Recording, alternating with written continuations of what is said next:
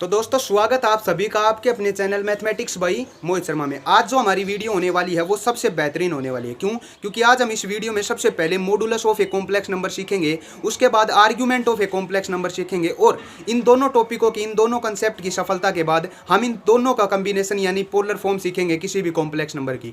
तो क्या उसकी कार्टेशियन फॉर्म होती है, क्या कॉम्प्लेक्स नंबर की पोलर फॉर्म होती है, ये आर्ग्यूमेंट यानी अल्फा और थीटा में क्या रिलेशन होता है, इन सभी बातों के जवाब आज इस वीडियो में दूंगा। तो बिना टाइम वेस्ट किए शुरू करते हैं आज की video.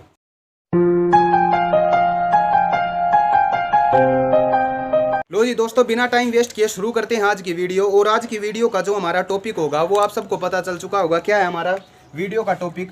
Polar form of a complex number. Polar form of a complex number. तो पोलर फॉर्म से पहले हमें दो टॉपिक सीखने होंगे। पहला जो टॉपिक होता है हमारा वो होता है modulus of a complex number. क्या? मॉडुलस। और दूसरा जो हमारा टॉपिक होता है जिसके जरिए हम पोलर फॉर्म तक पहुंचेंगे वो होता है हमारा आर्ग्यूमेंट। तो सबसे इंपॉर्टेंट जो हमारा कॉम्प्लेक्स नंबर का, जो हमारा complex number chapter 11th class का, उसके सबसे इंपॉर्टेंट जो टॉपिक है हमारा वो इस आर्ग्यूमेंट ही है। क्योंकि ये आर्ग्यूमेंट अगर हमने नहीं सीखा तो हमारे पास कुछ भी समझ में नहीं आएगा। एग्जाम हो चाहे कुछ भी हो, कहीं भी चले जाना, आर्ग्यूमेंट के ऊपर प्रश्न जरूर पूछेगा। आर्ग्यूमेंट को हमारे जो हमारा आर्ग्यूमेंट होता है इसको अल्फा से डिनोट करते हैं और जो हमारा मॉडुलस होता है इसको जेड बार से डिनोट करते हैं। क्या होता है? जेड बार मतलब मॉडुलस होता है हमारा, या जेड बार के साथ साथ इसे आर से भी डिनोट कर देते हैं कई बार। आर इज इक्वल टू होता है हमारा modulus of a complex number. तो इस मॉडुलस का क्या मतलब होता है? क्या हमारी पोलर फॉर्म होती है। और पोलर फॉर्म के साथ साथ हमने एक और फॉर्म का आपका जिक्र किया था जिस फॉर्म का नाम था हमारा पास कार्टेशियन फॉर्म। क्या होती है? Cartesian form. इस कार्टेशियन फॉर्म का क्या मतलब होता है? हमें पता है कि जो हमारे कॉम्प्लेक्स नंबर की जो नोटेशन होती है, जो हमारा लिखने का तरीका होता है वो क्या होता है कि z इज इक्वल टू होता है हमारे पास x प्लस आयोटा y। ये होता है हमारे पास। तो जो ये हम शुरू से लिखते आ रहे हैं, कई बच्चों को ना पता हो तो बता देता हूँ, इसी को हम क्या नाम देते हैं? कार्टेशियन फॉर्म नाम दे देते हैं। तो इस कार्टेशियन फॉर्म को अब हमें किस में चेंज करना होगा? पोलर फॉर्म में चेंज करना होगा। पोलर फॉर्म में चेंज करना होगा। तो सबसे पहले हम देखते हैं इस पोलर फॉर्म तक पहुंचने के लिए सबसे जो पहला टॉपिक होता है हमारा वो होता है मॉडुलस फंक्शन तक पहुंचने के लिए जो मॉडुलस फंक्शन। तो सबसे पहला जो हम चलते हैं पोलर फॉर्म की जो सफ़र में, अगर हम पोलर फॉर्म को हमारी मंजिल लेकर चले तो उसका जो पहली हमारी सफलता हमें जीतनी होगी वो होता है हमारा क्या? मॉडुलस। मॉडुलस का मतलब आर। क्या मतलब होता है इस आर का? तो देखो सबसे पहले तो आपको समझा देता हूं कि किसी भी कॉम्प्लेक्स नंबर का मॉडुलस का मतलब क्या होता है। जैसे हमारे पास क्या हो कि इसको हम एक्स एक्सिस के नाम दे देते हैं, यानी जो जेड हमारा एक्स प्लस आयोटा वाई होता है उसमें से हम एक्स को इसको नाम दे देते हैं और वाई एक्सिस को इसको नाम दे देते हैं। तो हमारे पास कोई यहाँ हमने पॉइंट ले लिया जिसको नाम दे दिया हमने एक्स और वाई। क्लियर सी बात है, जिसमें एक हमारा क्या है? एक्स रियल पार्ट है, एक हमारा इमेजिनरी पार्ट है। क्यों इमेजिनरी पार्ट? वो होता है जिसके साथ आयोटा मल्टीप्लाई में होता है। तो इस पॉइंट से, इस ओरिजिन से, ये हमारा ओरिजिन होता है, ओरिजिन से लेकर इस पॉइंट का जो डिस्टेंस होता है, इस पॉइंट के जो कोऑर्डिनेट होते हैं, इस पॉइंट का डिस्टेंस, उसी को हम नाम क्या देते हैं? हमारा आर्ग्यूमेंट यानी आर नाम दे देते हैं। तो अब ओरिजिन से लेकर इस पॉइंट का हम डिस्टेंस निकालेंगे कैसे? हमें पता है इस पॉइंट का मतलब क्या है, इससे यहाँ से मिला देते हैं और इसको यहाँ भी मिला देते हैं। तो ये हमारा क्या है? एक्स कोऑर्डिनेट है और ये हमारा क्या है? ये भी एक्स, ये भी वाई और ये भी वाई। अब हमें पता है कि ये 90 डिग्री होता है, तो ये हमारी क्या होगी? हाइपोटेन्यूज होगी। तो आर का स्क्वायर किसके बराबर होता है? बाय पाइथागोरस थ्योरम, बेस का स्क्वायर यानी एक्स स्क्वायर और प्लस में परपेंडिकुलर का स्क्वायर यानी वाई स्क्वायर। और अगर दोनों बार रूट ले लेते हैं हमारा, अगर आर चाहिए तो आर की वैल्यू क्या आ जाएगी? यहाँ से root X square plus Y square. तो एक फॉर्मूला निकल कर आया क्या कि आर जो होता है हमारा मॉडुलस, उसका फॉर्मूला क्या निकल कर आया? Under the root X square plus Y square. अब ये एक्स स्क्वायर वाई स्क्वायर क्या है? जो हमारे पास कार्टेशियन फॉर्म होती है एक्स प्लस आयोटा वाई, तो उसका जो रियल पार्ट होता है उसको नाम दे देते हैं एक्स, उसका स्क्वायर करना है हमारे पास। और जो हमारा इमेजिनरी पार्ट होता है यानी जिसके साथ हमारा आयोटा मल्टीप्लाई में होता है उसको नाम दे दिया वाई। तो उसका स्क्वायर करके, दोनों का स्क्वायर करके ऐड करके और उसका हमें स्क्वायर रूट कर देना है। तो वो हमारा क्या निकलाता है? मॉडुलस निकलाता है। यानी पहले हमने जंग जीत ली है, यानी आर का फार्मूला आ चुका है क्या? Under the root X square plus Y square. अब इस आर को हम निकालते कैसे हैं? जैसे हमारे पास एक एग्जांपल लेते हैं, जैसे 1 माइनस आयोटा हो। क्या हो? 1 minus iota. Z is equal to क्या है? 1 माइनस आयोटा। सबसे पहले हम एक्स और वाई को पहचानते हैं। तो एक्स क्या होता है? हमारी नोटेशन होती है Z is equal to X plus iota Y होती है। यानी जो हमारा कांस्टेंट पार्ट होता है उसको नाम दे देते हैं x। तो x की वैल्यू क्या आई यहाँ से 1। अब y देखते हैं, y क्या होता है, जो हमारा आयोटा का कोफिशिएंट होता है, या आयोटा का कोफिशिएंट क्या हमें पता है 1 होता है, तो माइनस का 1 आया, तो y की वैल्यू क्या आई माइनस का 1। अब इसको इस फार्मूले में रखेंगे तो क्या होगा, under the root X square यानी 1 का स्क्वायर 1 प्लस -1 का स्क्वायर ये भी 1, 1 और 1 2, तो अंडर रूट 2 निकल कर आया हमारा क्या r, यानी modulus of this complex number. तो ये होता है हमारा टॉपिक किसका, मॉडुलस, क्योंकि मॉडुलस आसान टॉपिक होता है हमारा क्या कि X square plus Y square यानी रियल पार्ट और इमेजिनरी पार्ट का स्क्वायर करके ऐड करके उसका अंडर रूट कर दो तो हमारे पास क्या निकलाता है, मॉडुलस निकलाता है।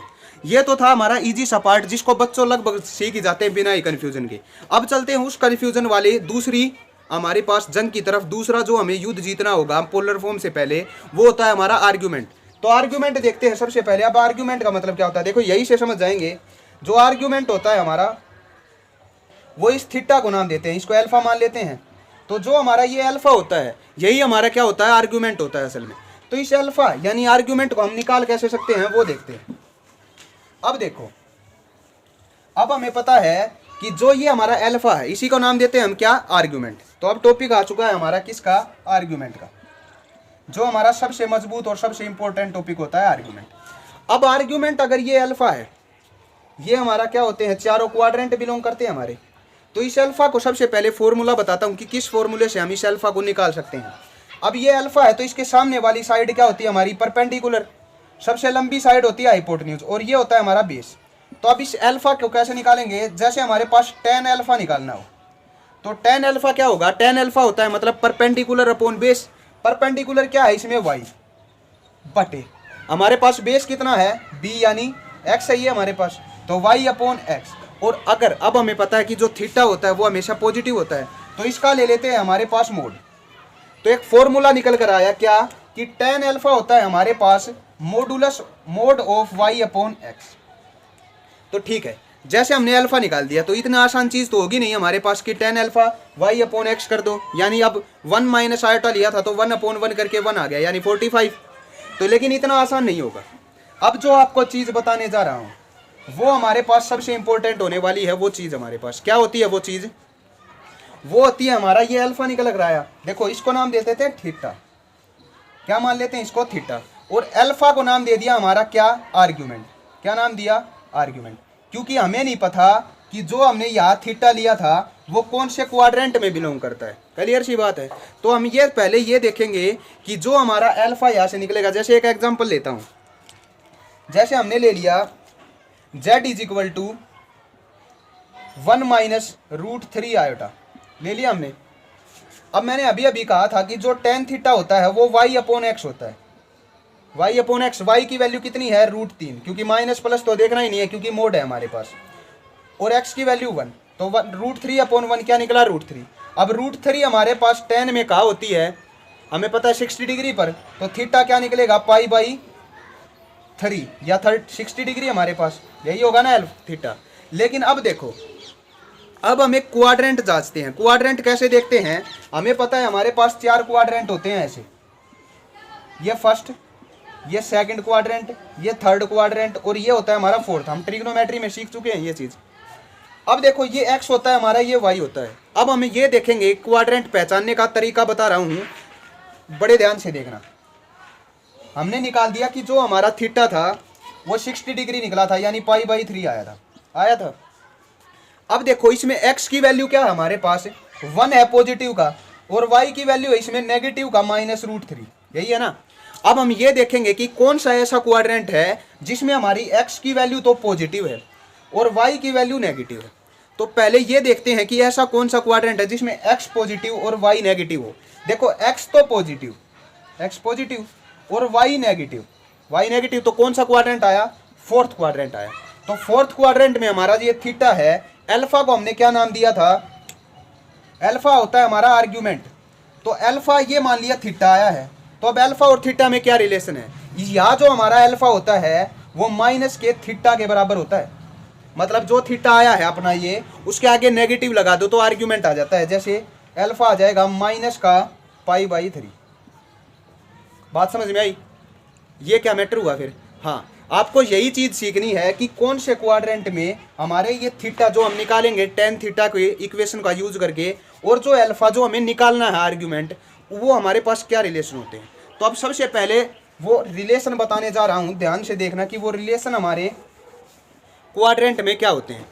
तो जैसे हमारे पास ये क्वाड्रेंट मान लिया हमने चारों के चारों, ये फर्स्ट क्वाड्रेंट हो गया हमारा, ये सेकंड, ये थर्ड क्वाड्रेंट, और ये हो गया हमारा फोर्थ क्वाड्रेंट। क्लियर सी बात है। तो जो फर्स्ट क्वाड्रेंट होता है हमारा, उसमें जो हमारा अल्फा होता है, अल्फा वो थीटा के ही बराबर होता है। किसके बराबर होता है? थीटा। यानी जो हम टेन थीटा का यूज करके जो हमारा एंगल निकलेगा ना फर्स्ट क्वाड्रेंट में, तो जो थीटा आएगा वही हमारा आंसर क्या होगा? वो अल्फा के बराबर होगा, यानी आर्ग्यूमेंट के बराबर होगा। समझ में आई बात? जब हम सेकंड क्वाड्रेंट में लगा लो, जो हमारी कार्टेशियन फॉर्म थी, वो थीटा हमारा सेकंड क्वाड्रेंट में बिलोंग कर रहा है, तो यहाँ जो हमारा अल्फा होता है वो क्या होता है कि पाई में से थीटा को लेस कर दो तो हमारा क्या निकलाता है? अल्फा निकल कर आता है। यानी पाई बाई अगर 3 आया था, अगर वो लगा लो सेकंड क्वाड्रेंट में होता, तो उसको पाई में से लेस करते, 3 pi minus pi 2 pi by 3 हमारा आंसर होता उस टाइम पर, अगर वो हमारा किस में बिलोंग करता? सेकंड क्वाड्रेंट में बिलोंग करता। चारों एग्जांपल बताऊंगा, फर्स्ट वाले भी, सेकंड, थर्ड और फोर्थ। वीडियो को लाइक करो और देखते जाओ। अगर हमारा वो थीटा है जो, अगर वो थर्ड क्वाड्रेंट में बिलोंग कर जाए, तो थर्ड क्वाड्रेंट में क्या होगा? जो हमने पाई माइनस थीटा निकाला है ना, उसके आगे नेगेटिव लगा दो बस, तो हमारा अल्फा क्या हो जाएगा? थर्ड क्वाड्रेंट में। थर्ड क्वाड्रेंट में जो हमने पाई में से थीटा को लेस करो और उसके आगे लगा दो नेगेटिव, तो अगर वो हमारा थर्ड क्वाड्रेंट में बिलोंग कर रहा है तो हमारा अल्फा निकलाएगा। और अभी अभी बताया था फोर्थ क्वाड्रेंट में क्या होता है हमारा अल्फा, जो हमारा थीटा आया है उसके आगे सिर्फ नेगेटिव लगा दो तो वो हमारा फोर्थ क्वाड्रेंट में बिलोंग कर जाएगा और आर्ग्यूमेंट निकल जाएगा। तो हमने रिलेशन सीखे किस किस के बीच में? अल्फा यानी आर्ग्यूमेंट, और थीटा यानी हम जो टेन थीटा की फॉर्मेशन से निकाल रहे थे वो। तो अगर फर्स्ट क्वाड्रेंट में बिलोंग कर रहा है, तो जो हमारा थीटा आएगा टेन थीटा की इक्वेशन से निकालते हैं, वो हमारा सीधा आर्ग्यूमेंट हो जाता है। अगर सेकंड क्वाड्रेंट में वो अगर थीटा बिलोंग कर रहा है, हमें पता बताया था कैसे चेक करेंगे, और अब एग्जाम्पल से भी बताऊंगा। तो हमें क्या करना होगा? उस थीटा को पाई में से लेस करना होगा। अगर थर्ड क्वाड्रेंट में है तो पाई में से तो लेस करना होगा, पाई में से लेस करने के बाद उस पर नेगेटिव लगा दो तो वो हमारा आर्ग्यूमेंट बन जाता है, अगर वो थर्ड क्वाड्रेंट में बिलोंग करता है तो। और अगर वो हमारा आता है फोर्थ क्वाड्रेंट में, तो फोर्थ क्वाड्रेंट में अगर है तो जो थीटा आया है हमारा उसके आगे नेगेटिव लगा दो बस। अब इसके बाद मैं आपको कराता हूँ 4 एग्जाम्पल जो first quadrant, second quadrant, third quadrant और फोर्थ क्वाड्रेंट में बिलोंग करते हो, एक एक करके। तो हमने हमारे मॉडुलस और आर्ग्यूमेंट दोनों चीज़ें सीख ली हैं। कहने का मतलब अब एग्जाम्पल की बारी आ रही है कि हमने सीखा कि जो हमारा आर्ग्यूमेंट होता है उसका फॉर्मूला निकालने का तरीका ये क्या होता है कि उस रियल पार्ट और इमेजिनरी पार्ट का स्क्वायर करके ऐड करके रूट कर दो। क्लियर सी बात है। और फिर हमने आर्ग्यूमेंट निकाला कि सबसे पहले हम थीटा निकालेंगे, जो थीटा वाई अपॉन एक्स के फार्मूले से होगा। तो हमारा जो आर्ग्यूमेंट होता है अल्फा, वो अल्फा और इस थीटा में क्या रिलेशन होता है, वो हमारा इस क्वाड्रेंटों के ऊपर होता है। क्लियर सी बात है। अब 4 एग्जांपल बताता हूं आपको कि फर्स्ट क्वाड्रेंट, सेकंड और थर्ड और फोर्थ। और इन एग्जांपल से पहले आपकी एक लास्ट टॉपिक यानी मॉडुलस और आर्ग्यूमेंट दोनों की सफलता के बाद तीसरे टॉपिक और फाइनल टॉपिक पोलर फॉर्म को एक बार डिस्कस कर लेते हैं, फिर कॉमन एग्जांपल बताऊंगा आपको। तो पोलर फॉर्म क्या होती है हमारी, देखो क्या होती है पोलर फॉर्म। हमारे पास z जो होता है ना, z मतलब हमारा कॉम्प्लेक्स नंबर, वो होता है कि r into cos alpha plus iota sine alpha. ये जो होती है ना हमारी, ये हमारी पोलर फॉर्म होती है और कुछ भी नहीं होता। बस क्या है, हमने r निकाल लिया, r निकाल लिया, और हमने क्या निकाल लिया, एल्फा भी निकाल लिया। बस अब कुछ भी नहीं करना, आर और अल्फा निकाल कर इस इक्वेशन में पुट कर देना है, तो वो हमारी क्या हो जाती है, पोलर फॉर्म हो जाती है। बस ये होता है हमारा पोलर फॉर्म का चक्कर। तो अब एक एग्जांपल लेते हैं, 4 एग्जांपल। पहला एग्जांपल लेते हैं जो फर्स्ट क्वाड्रेंट में बिलोंग करता हो। क्लियर सी बात है। तो सबसे पहला जो एग्जांपल है हमारा, वो कह रहा है कि z हमारे पास क्या है, z हमारे पास है 1 प्लस आयोटा। क्या है हमारे पास, z इज इक्वल टू है 1 प्लस आयोटा, और इसको हमें पोलर फॉर्म में चेंज करना होगा। पोलर फॉर्म का मतलब है हमारे पास मॉडुलस भी निकालना होगा, अल्फा और इसमें पुट भी करना होगा, 3 सारी चीजें आ जाएंगी। तो सोल्व करते हैं इसको। सबसे पहले मॉडुलस ही निकालते हैं r। तो r का फॉर्मूला क्या होता है, under the root X square plus Y square. अब देखो x कितना होगा इसमें, 1 का स्क्वायर 1, प्लस वाई, वाई भी कितना होगा इसका कोफिशिएंट 1, 1 का स्क्वायर 1, 1 और 1 को ऐड किया तो √2 आया। तो आर आ गया हमारे पास कितना, √2। अब एक बार आर्ग्यूमेंट और निकालना पड़ेगा। तो आर्ग्यूमेंट निकालने के लिए सबसे पहले हम थीटा निकालेंगे, और थीटा का फॉर्मूला होता है कि tan theta is equal to Y upon X. Y कितना है 1/1, तो 1/1 किया तो कितना आया हमारे पास 1 आया। अब ये देखो कि tan की हमारी टेबल में ये 1 कहाँ पर आता है, हमें पता है 45 पे आता है, 45 डिग्री पे। तो हमारे पास थीटा क्या आया, 45 डिग्री को हम लिखते हैं π/4। तो थीटा निकला आया π/4 निकला कर आया। उसके बाद हमें ये देखना होता है कि जो ये हमारा थीटा है वो कौन से क्वाड्रेंट में बिलोंग कर रहा है, और उसको हम कैसे जांचते हैं। देखो x क्या है हमारे पास पॉजिटिव, और y भी क्या है पॉजिटिव। अब ये देखो कि जिसमें x भी पॉजिटिव हो और y भी पॉजिटिव हो, कौन सा क्वाड्रेंट होता है साहब, फर्स्ट। और फर्स्ट क्वाड्रेंट में हमारा अल्फा और थीटा में क्या रिलेशन होता है कि जो हमारा अल्फा होता है वो उस थीटा के ही बराबर होता है, यानी अल्फा निकलाया क्या, जो थीटा था π/4। अल्फा क्या होता है, आर्ग्यूमेंट, तो आर्ग्यूमेंट भी निकलाया, मॉडुलस भी निकलाया। अब इन दोनों को यहाँ पुट कर देते हैं तो पोलर फॉर्म आ जाएगी, कैसे, z is equal to R, R कितना है हमारा √2 इंटू कोस अल्फा, अल्फा की जगह π/4, और प्लस में आयोटा साइन अल्फा, साइन यानी π/4। तो ये जो हमारी आ गई, इसी को हम क्या नाम देते हैं, पोलर फॉर्म नाम देते हैं, किसकी, इस कार्टेशियन फॉर्म की। ये होता है हमारा जब हमारा थीटा फर्स्ट क्वाड्रेंट में बिलोंग करता हो, ऐसे हम जांचते हैं। अब चलते हैं एक सेकंड एग्जांपल की तरफ, जिसमें हमारा सेकंड क्वाड्रेंट में हम बिलोंग कराएंगे। तो अब देखो सेकंड क्वाड्रेंट का एग्जांपल। सेकंड क्वाड्रेंट में जैसे हमारे पास क्या हो कि z इज इक्वल टू हो 1 -1 प्लस √3 आयोटा, ऐसे हमारे पास मौजूद हो। बात समझ में आई। तो हम सबसे पहले क्या निकालते हैं, सबसे पहले आर ही निकालेंगे। तो आर का फॉर्मूला होता है √x² प्लस y²। x कितना है -1, -1 का स्क्वायर प्लस 1 प्लस √3 का स्क्वायर, √3 का स्क्वायर क्या होता है 3, 3 और 1 को ऐड किया 4, और 4 को रूट से बाहर निकालेंगे तो 2। तो आर आ गया हमारे पास कितना 2। अब आर्ग्यूमेंट से पहले थीटा, यानी tan theta is equal to होता है y/x, मोड में होता है तो पॉजिटिव देखेंगे, √3/1, √3/1 यानी √3 हमारा tan थीटा में कहा होता है 60 डिग्री के ऊपर, 60 डिग्री यानी थीटा हो गया 60 डिग्री यानी π/3, थीटा निकला है। अब क्या देखेंगे, अभी आर्ग्यूमेंट नहीं आया है, अब ये देखेंगे कि ये थीटा कौन से क्वाड्रेंट में जा रहा है। थीटा जिसमें x तो नेगेटिव हो y पॉजिटिव हो, x negative y positive, second quadrant में क्या होता है, जो हमारा अल्फा होता है वो पाई माइनस थीटा के बराबर होता है। पाई कितना है, पाई माइनस थीटा, थीटा कितना है π/3। एलसीएम लिया तो 3 पाई में से पाई गया 2π/3। आर्ग्यूमेंट भी आ गया कितना 2π/3, यहाँ पुट कर दो बस आंसर आ जाएगा। कैसे, z is equal to R, R की जगह 2 इंटू कोस अल्फा यानी 2π/3, और प्लस में आयोटा साइन 2π/3। ये हमारा क्या आ जाएगी, इसकी पोलर फॉर्म आ जाएगी। बस ये इस तरह हमें सोल्व करना है। अगर क्वाड्रेंट अब थर्ड आ जाए, उसको भी एक एग्जांपल से सोल्व करते हैं। देखो वो क्या होता है हमारे पास, जैसे हमारे पास एग्जांपल हो z इज इक्वल टू -√3 और माइनस आयोटा, इस तरह का एग्जांपल हो कि z is equal to -√3 minus iota. जैसे पहले r निकालते हैं तो r का फॉर्मूला वही x² प्लस y² √3 का स्क्वायर 3 प्लस 1 का स्क्वायर -1 का स्क्वायर 1, 3 और 1 4, 4 को बाहर निकाला तो 2। अब आर्ग्यूमेंट से पहले थीटा यानी tan थीटा कितना आया y/x, पॉजिटिव नेगेटिव देखना ही नहीं है तो 1/√3, क्योंकि 1 है इसका कोफिशिएंट 1/√3। अब ये देखो कि tan की लाइन में 1/√3 का आता है 30 के ऊपर, और 30 को हम लिखते हैं π/6। क्लियर सी बात है। अब ये देखो क्योंकि ये अल्फा नहीं है, अल्फा निकालना है हमें, तो अब ये देखो कि ये थीटा बिलोंग किस में करता है, x भी नेगेटिव y भी नेगेटिव, x भी नेगेटिव y भी नेगेटिव, थर्ड क्वाड्रेंट।